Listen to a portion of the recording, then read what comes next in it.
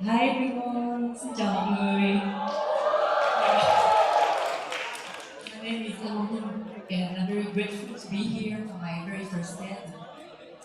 You know, when I was a teenager, I used to spend hours watching TED, so I love seeing people sharing their inspiring stories. So when TED invited me here to share mine, the first thing I thought was, what? No way I'm doing this. Do I have anything interesting enough to share? No, no. And then I thought about that night 10 years ago. I was in the beginning of my 20s and I couldn't sleep that night. I turned to the left, to the right, and I took my phone that was charging and I read the screen. 1 a.m. 59. Oh gosh, Amandine, you're not sleeping yet? Tomorrow you have history class at 8 a.m. And then many thoughts popped up in my head. Trời ơi, what will I do next year? What happened if my parents are not proud of me? Oh my god, and will I make it to the exam? And had a mountain of questions in my head. And today, I don't have anything amazing to share, but I want to talk to that Amandine 10 years ago who couldn't sleep at 1 a.m. 59. What did she need to hear to finally fall asleep? And I know that many of you have been in her situation or will be at some point. So thank you, Ted, for having me today. I don't think that my story is that special, but it's very personal, so I hope you will enjoy listening to it. And if I can inspire at least one person, then it will be a success. So my French name is Amandine, and my Vietnamese name is Dutin. I was born and raised in Paris from Vietnamese parents, and at home I used to speak Vietnamese with a very, very big French accent. And when I was young, I was very, very, very shy, and I had trouble speaking. I used to canon.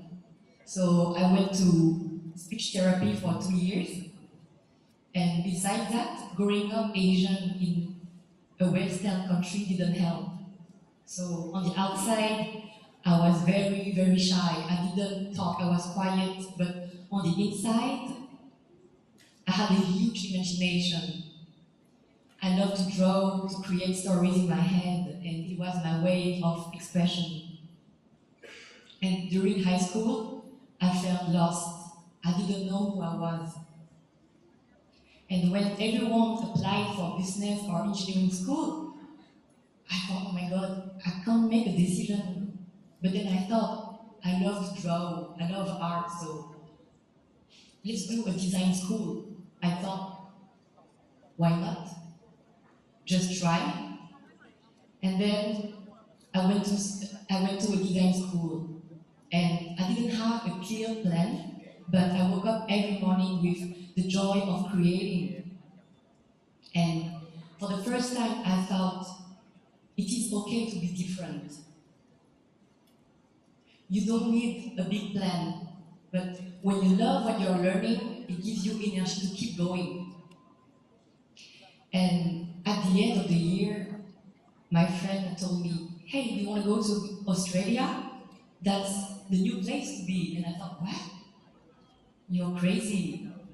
And then I thought, why not?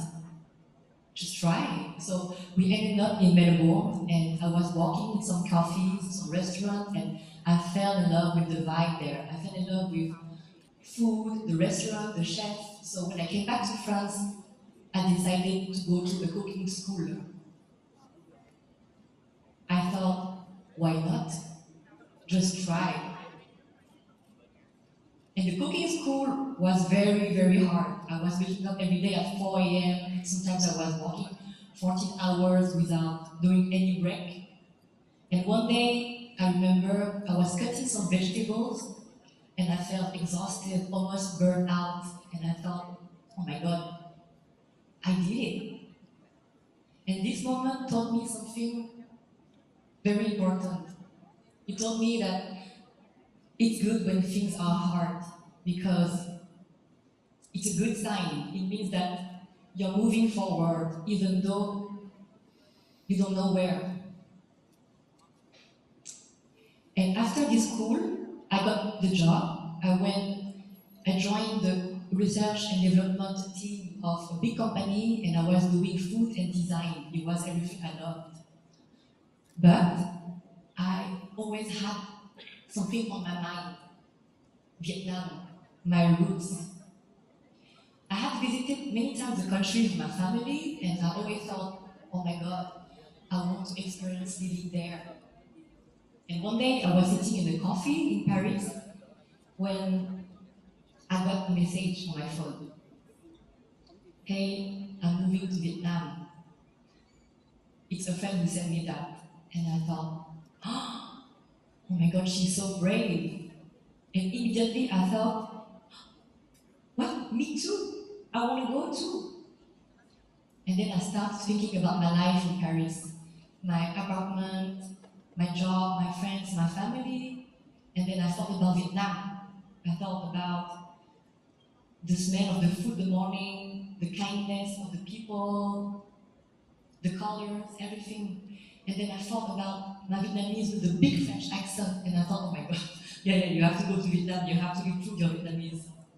And so I decided to pack my luggage and to leave everything behind. And I packed those words also in my luggage. Why not? Just try. No plans, just my gut feeling as always. And this decision changed my whole life.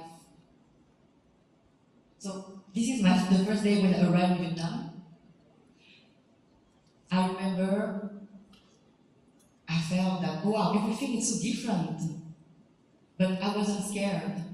I felt excited. And I thought, oh, I will stay 6 months.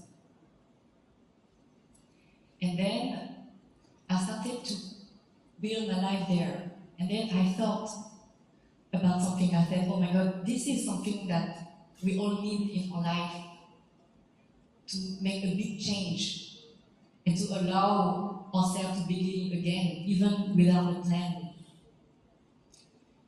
And then I started to make friends, to be closer to the culture.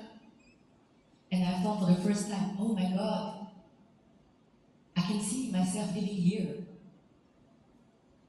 And one day, I was in the bar, and someone came to me and asked me, you want to do a photo shoot? And then I laughed. I said, huh? I thought that the person wanted me to be the photographer. And then the person said, no, you as a model. And I thought, what? I never done that before. And then in my head, those words came again. Why not? Just try. And so I did this shooting and it was terrible. I felt so embarrassed and I couldn't watch the photos more than 1 second. But then I got another opportunity, and then a second, and then a third, and then little by little I started to train my poses. And then I started to think, oh, maybe I can be good at this. And a few months later, I went on holiday in Foucault, and I got a call. Allô, allô, Amandine. Em có muốn chơi cho một MV không?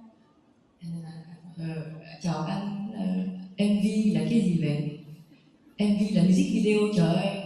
And I was like, okay. And then I thought, okay, why not? Just try. And so I came back to Ho Chi Minh City to film this MV. And back then, I had about 1,000 followers on Instagram. I didn't use social media. And then after the MV, I got 3,000. And I thought, wow, that's crazy. And one of my friends told me, hey, you should share your life on Instagram. You take good photos, good videos. And I thought, I'm not sure about that. But then again, I packed those words in my luggage. And I thought, why not? Just try. And so I started to post on social media. I started to post about like my life and just enjoy doing that. Back then, it was not a job for me, it was just the love of creating, making videos, editing photos, and cooking videos, my passion. I didn't even know about the word content creator. But then, post by post, it started to grow, and then I felt like, wow, like it's growing. And, and then I got the chance to participate as in Top Chef as a judge, and then it was like a dream come true because it was my favorite show. But I think my chef in France was happier than me. And besides, I kept playing in some music videos, and one of them has a very special place in my heart. It's the music video called Jonty from Denver. For me, it was very special because it was very popular at the release. And at this moment, I thought, oh my God, I came here with no plans, with no intention of starting a career here, but everything unfolded naturally because I kept saying myself, why not just try? And then a few months later, I came back to Paris for an event with Chanel, and on the airplane, I thought, wow, I moved to Vietnam 6 years ago because I wanted to reconnect with my roots, and today I'm coming back to France with the feeling of truly belonging to both cultures. And it was a moment when I realized that I was exactly where I needed to be. I felt aligned, and I felt like I got there just being myself.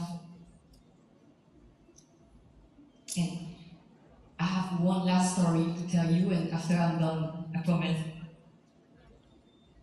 Yesterday, I couldn't sleep. I was very nervous. So I turned to the left, to the right, I was in my bed. And then I took my phone and I watched the screen. 1 a.m. 59. Trời ơi, Amandine, you're not sleeping yet. Tomorrow you have a TED in front of 300 people. And then many questions in my head again started to pop up. Oh my God, will people find this TED interesting? Am I legit to be here? And what happens if I don't make it until the end? Oh my God, oh my God. And then I saw her again, Amandine from 10 years ago, who was overthinking in her bed. But then she took a deep breath and she looked at me, and guess what she told me? Thank you.